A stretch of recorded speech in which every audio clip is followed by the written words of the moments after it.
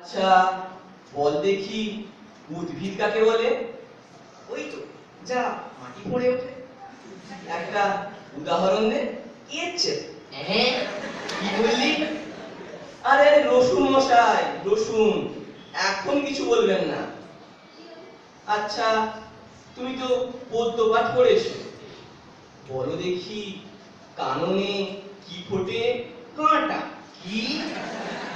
আরে মশাই, আমি মিথ্যে কথা বলছি না। আচ্ছা, সিরাজদৌল্লাকে কে কেটেছে? ইতিহাসে কি বলে? আগে পোকায়। মধুসূদন। আগে শুধু সিরাজউদ্দৌলা কেন, সমস্ত ইতিহাস বইখানেই তো পোকায় কেটেছে। ব্যাকরণ মনে আছে? আচ্ছা, কর্তা কি? তার একটা উদাহরণ দিয়ে বুঝিয়ে দাও দেখি। আগে কর্তা হচ্ছেন ওপাড়ার জয়মুষ। কেন বলো দেখি? আর তিনি তো ক্রিয়াকর্ম নিয়ে থাকেন। তাই আমার আর- কথা। হা হা হা, অঙ্ক শিক্ষা হয়েছে? আগে হয়েছে।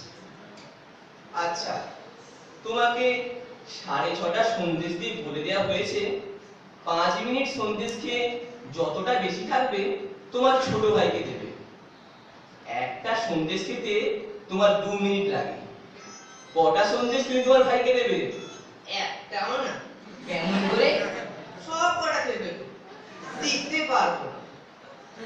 আচ্ছা, একটা বট গাছ যদি প্রত্যহ 1 ইঞ্চি করে উঁচু হয়, তবে যে বট এই বৈশাখ মাসের পয়লায় 10 ইঞ্চি ছিল, ফিরে বৈশাখ মাসের পয়লায় সেটা কতটা উঁচু হবে?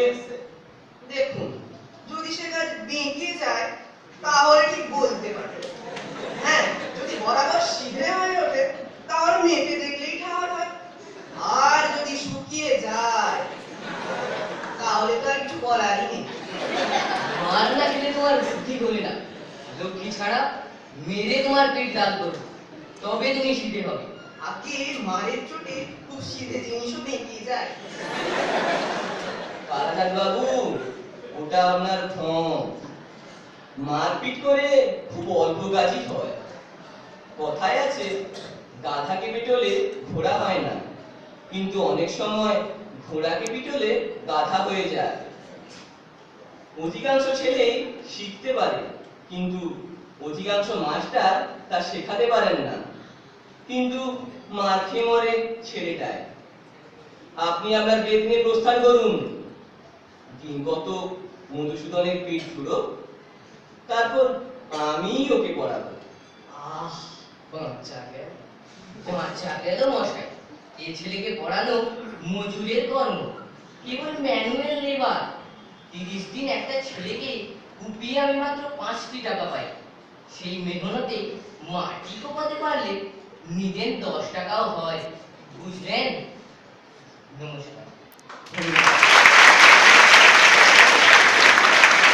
সবার ভালো লাগলো এই বাচ্চা